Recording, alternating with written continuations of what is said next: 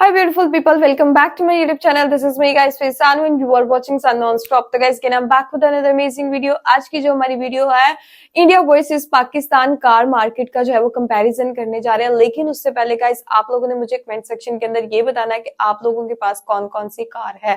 ठीक है, अपनी कार का जो मॉडल है वो कमेंट सेक्शन के अंदर लिख दीजिएगा। अगर बाइक है तो बाइक का भी लिख सकते हैं, कोई मसला नहीं। मेरे पास भी कार नहीं है, ठीक है, खैर मेरे पास तो बाइक भी नहीं है। तो गाइस फटाफट से वीडियो की तरफ चलते हैं। लाइक सब्सक्राइब एंड शेयर करने में बिल्कुल कंजूसियत नहीं होनी चाहिए। 10 दोस्तों तक भी इस वीडियो को जरूर शेयर कीजिएगा। बिना टाइम को गवाए वीडियो की तरफ चलते हैं। एक तरफ है इंडिया जहाँ मारुति सुजुकी और टाटा मोटर्स जैसे नाम हर गली और चौक में दिखते हैं, और दूसरी तरफ है पाकिस्तान जहाँ लोग अभी भी इम्पोर्टेड जापानीज कार्स को अपने सपनों की राइड मानते हैं। दोनों पड़ोसी देश हैं, एक ही इतिहास से जुड़े हुए हैं, लेकिन कार इंडस्ट्रीज का हाल बिल्कुल अलग क्यों है? हमारे आसपास की दुनिया में कार सिर्फ एक गाड़ी नहीं बल्कि एक लाइफस्टाइल है, एक स्टेटस और सिंबल है। लेकिन ये कहानी सिर्फ कार ब्रांड्स की नहीं है, ये कहानी है सही स्ट्रेटेजीज, सरकार का सपोर्ट और लोगों की जरूरत और पसंद की। इंडिया और पाकिस्तान का ऑटोमोबाइल मार्केट एक स्टार्टिंग लाइन से शुरू हुआ था, लेकिन अब आज उनके रास्ते बिल्कुल अलग हो गए हैं। जहाँ इंडिया दुनिया के टॉप 6 कार मैन्युफैक्चरिंग कंट्रीज में आता है, वहीं पाकिस्तान अपने लोकल मार्केट को सस्टेन करने में ही स्ट्रगल कर रहा है। आखिर ऐसा क्यों? क्या पॉलिसीज की वजह से? क्या कंज्यूमर बिहेवियर अलग है, या फिर ग्लोबल कंपटीशन का प्रेशर दोनों कंट्रीज पर अलग तरीके से पड़ता है? मैं आपको एक छोटी सी मिसाल देता हूँ। मारुति अल्टो जो इंडिया में एक मिडिल क्लास फैमिली का सपना होता है, पाकिस्तान के कंज्यूमर्स के लिए एक लग्जरी बन जाती है। और टोयोटा करोला जो पाकिस्तान में एक सबसे पॉपुलर कार है, उसका इंडिया में एक अलग ही रोल है। ऐसी ही छोटी छोटी बातें दोनों मार्केट्स के बीच का गैप दिखाती है। फिर सोचिए, अगर हम एक तरफ हाइब्रिड और इलेक्ट्रिक व्हीकल्स की बात कर रहे हैं जो इंडिया में BYD और महिंद्रा जैसे ब्रांड्स लेके आ रहे हैं, वहीं पाकिस्तान में EV इंफ्रास्ट्रक्चर काफी पीछे है। जब दुनिया फ्यूचर की तरफ बढ़ रही है तो क्यों एक देश उसका हिस्सा बन रहा है और दूसरा पीछे छूट रहा है? तो आज की इस वीडियो में हम बात करेंगे उन वजहों की जो दोनों कंट्रीज के कार मार्केट्स को अलग बनाती है। इंडिया की ऑटोमोबाइल जर्नी 1940 में शुरू हुई जब हिंदुस्तान मोटर्स ने एम्बेसडर कार को लॉन्च की। ये कार एक जमाने में इंडियन मिडिल क्लास फैमिलीज और पॉलिटिशियंस का स्टेटस सिंबल थी। 1980 तक प्रोडक्शन स्लो था, लेकिन 1983 में मारुति सुजुकी की एंट्री ने पूरा गेम ही बदल दिया। मारुति 800 ने एक रिवोल्यूशन ला दिया, अफोर्डेबल और फ्यूल एफिशिएंट कार जो मिडिल क्लास के लिए एक सपना पूरा करता है। फिर 1991 में इकोनॉमिक लिबरलाइजेशन के बाद फॉरेन ब्रांड्स का इंडिया में आना शुरू हुआ, जैसे हुंडई, होंडा और टोयोटा। ये एरा एक टर्निंग पॉइंट था क्योंकि लोकल और ग्लोबल ब्रांड्स का एक कॉम्पिटिटिव इकोसिस्टम क्रिएट हुआ। पाकिस्तान में ऑटोमोबाइल जर्नी 1947 के बाद शुरू हुई, लेकिन काफी साल तक इंपोर्टेड व्हीकल्स पे ज्यादा डिपेंडेंस रहा। फिर 1990 तक सुजुकी, टोयोटा और होंडा ने लोकल असेंबली प्लांट्स लगाए, लेकिन फुल प्रोडक्शन कभी नहीं हो पाया। पाकिस्तान का फोकस हमेशा लोकल प्रोडक्शन के बदले इंपोर्टेड कार्स और कम्प्लीटली नॉक डाउन किट्स पर ज्यादा रहा। इसी वजह से इंडस्ट्री काफी फ्रेगमेंटेड और लिमिटेड ग्रोथ वाली रही। इंडिया ने 1980 से ही पॉलिसीज और इंफ्रास्ट्रक्चर डेवलप कर लिया, जबकि पाकिस्तान में ऑटोमोबाइल सेक्टर को एज ए प्रायोरिटी कभी नहीं देखा गया।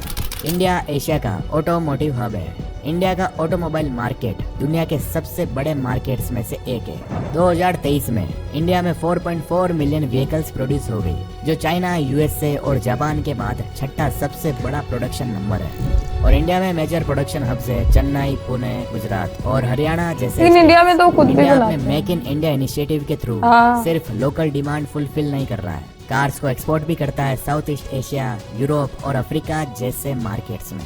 यही पाकिस्तान की बात करें तो पाकिस्तान का ऑटोमोबाइल सेक्टर काफी छोटा है। हम तो सिर्फ इंपोर्ट ही करते हैं। प्रोडक्शन सिर्फ 0.2 मिलियन व्हीकल्स है, जो इंडिया के कंपैरिजन में बहुत कम है। उसमें भी मेजर प्लेयर्स है सुजुकी, होंडा और टोयोटा, जो लोकल मार्केट के लिए CKD किट्स असेंबल करते हैं। एक्सपोर्ट भी ना के बराबर है, और पाकिस्तान अपनी कार सिर्फ डोमेस्टिक मार्केट के लिए प्रोड्यूस करता है। एक तरफ इंडिया ग्लोबल एक्सपोर्ट्स में भी कॉम्पिटिटिव बन रहा है, दूसरी तरफ पाकिस्तान अभी अपने लोकल डिमांड को एफिशिएंटली फुलफिल नहीं कर पा रहा है।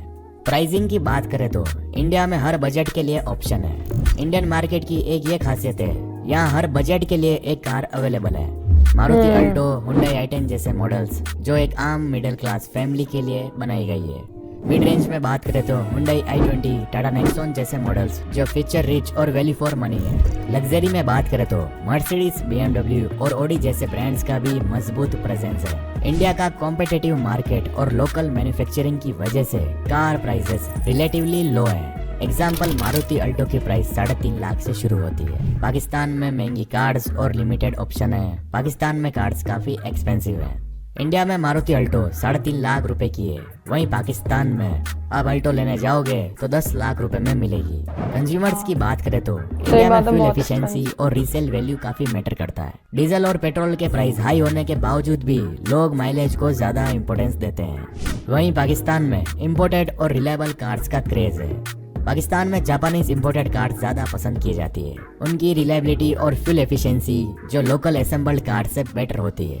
पाकिस्तान में फेमस इंपोर्टेड कार्स की बात करें तो टोयोटा एक्वा, होंडा विजल और सुजुकी वैगनआर है। सीधी सी बात है, इंडिया में लोकल मैन्युफैक्चरिंग की वजह से लोगों के पास कस्टमाइज्ड और अफोर्डेबल ऑप्शंस हैं। वहीं पाकिस्तान में लोग इंपोर्टेड कार्स को बेटर ऑप्शन मानते हैं, लेकिन उनका कॉस्ट काफी हाई होता है। Government policies. इंडिया की गवर्नमेंट ने ऑटोमोबाइल सेक्टर को बूस्ट करने के लिए काफी सपोर्टिव पॉलिसीज इंप्लीमेंट की है। फॉरेन मैन्युफैक्चरर्स जैसे किया और MG मोटर्स को इंडिया में इन्वेस्ट करने के लिए इनकरेज किया। PLI स्कीम लोकल मैन्युफैक्चरिंग को प्रमोट करना और डिपेंडेंसी ऑन इंपोर्ट्स कम करना। EV पॉलिसीज की बात करें तो सब्सिडीज और चार्जिंग इंफ्रास्ट्रक्चर डेवलप करने के लिए मजबूत फोकस है। पाकिस्तान में पॉलिसी की ही प्रॉब्लम है, क्योंकि यहाँ कोई भी पॉलिसी ज्यादा दिन तक टिक नहीं पाती है।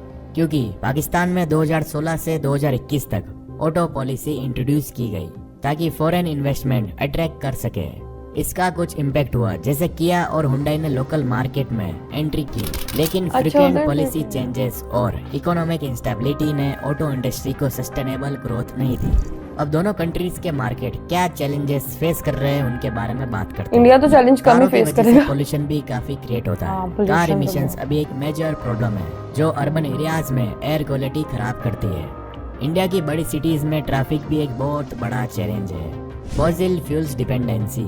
EV अडॉप्शन के बावजूद भी मेजॉरिटी व्हीकल्स अभी भी फॉसिल फ्यूल्स पर डिपेंड करते हैं। पाकिस्तान के चैलेंजेस की बात करें तो इकोनॉमिक इंस्टेबिलिटी, करेंसी डेप्रिसिएशन और हाई इन्फ्लेशन ने कार प्राइसेस और इंपोर्ट्स को डायरेक्टली इम्पैक्ट किया है। High import duties, imported cars पर हैवी टैक्सेस और CKD किट्स की कॉस्ट कार्स को अनअफोर्डेबल बना देती है। और लैक ऑफ इंफ्रास्ट्रक्चर।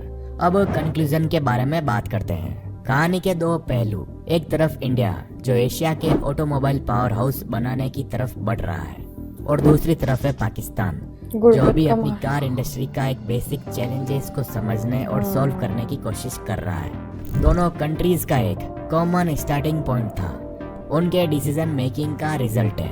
आज हमने देखा कि कैसे इंडिया ने स्ट्रॉन्ग पॉलिसीज और इंफ्रास्ट्रक्चर के साथ इंडिया की पॉलिसीज वाकई बहुत स्ट्रॉन्ग ग्लोबल लेवल पर ले आया, जबकि पाकिस्तान का फोकस कभी भी लॉन्ग टर्म डेवलपमेंट पर नहीं रहा। इसलिए तो डेवलपमेंट इधर होती भी नहीं है कि किस तरह एक देश की लीडरशिप और विजन उसके इंडस्ट्रियल ग्रोथ को शेप करते हैं।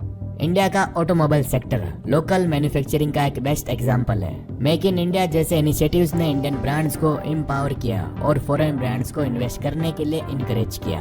और पाकिस्तान में लोकल मैन्युफैक्चरिंग अभी रेस्ट्रिक्टेड है, ज्यादातर रिलायंस CKD किट्स और इम्पोर्टेड कंपोनेंट्स पर ही है, जिसकी वजह से प्रोडक्शन कॉस्ट हाई होती है और कंज्यूमर्स के लिए कार्स और भी महंगी हो जाती है। इंडिया के लीडर्स ने ऑटोमोबाइल सेक्टर को एक प्रायोरिटी बनाया, पॉलिसीज जैसे PLI स्कीम और EV सब्सिडीज के थ्रू दिखाई दिया।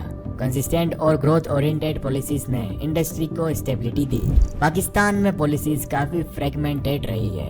ऑटो पॉलिसी 2016-21 जैसे इनिशिएटिव्स आए, लेकिन पॉलिसी कंसिस्टेंसी और फ्लो थ्रू काफी कम रहा, जो ग्रोथ को रेस्ट्रिक्ट करता है। कुल मिलाकर एक सिंपल कंक्लूजन ये निकलता है कि इंडिया कार्स को इंपोर्ट भी करता है, एक्सपोर्ट भी करता है, लोकल मैन्युफैक्चरिंग भी होती है और बहुत सी चीजें होती है।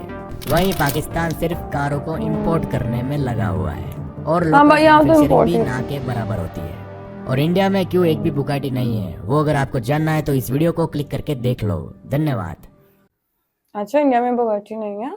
ओके गाइज, ये थी सारी वीडियो। और अगर दोनों कार मार्केट की बात की जाए तो ये चीज तो जो है ना काफी लोगों को पता है कि पाकिस्तान के अंदर जो है वो कार्स नहीं बनाई जाती, इंपोर्ट किया जाता। हमने जो पूरा अपना फोकस है ना वो इंपोर्ट के ऊपर रखा हुआ है, एक्सपोर्ट के ऊपर, और मेड इन पाकिस्तान कार्स जो है वो नहीं बनती, क्योंकि हमारे पास उस हिसाब से जो है ना वो आई डोंट नो कि हम उतनी एबिलिटी हमारे पास नहीं है या उतने वसाइल ही हमारे पास नहीं है, और हमारी पॉलिसीज उस हिसाब से स्ट्रांग नहीं है जिस हिसाब से इंडिया की पॉलिसीज जो है वो कार्स को लेके जो है वो व्हीकल्स वगैरह को लेके स्ट्रांग है। और वहां पर देखे मेड इन इंडियन कार है, एक्सपोर्ट इंपोर्ट वहां पे चलती है, उनकी बिजनेस मार्केट जो है वो बहुत ज्यादा है और बहुत बड़ी मार्केट है उनके पास, और हमारे पास उस हिसाब से उतनी बड़ी मार्केट नहीं है। यहाँ पर जो है वो जापानीज कार जो है वो इंपोर्ट की जाती है और उसके बाद उनके ऊपर इतना टैक्स वगैरह लगता है। यहाँ पर जो है वो चाइना से भी जो है वो कुछ पार्ट्स जो है वो मंगवाए जाते हैं पाकिस्तान के अंदर कार्स के, फिर असेंबल किए जाते हैं, देन कार बनती है,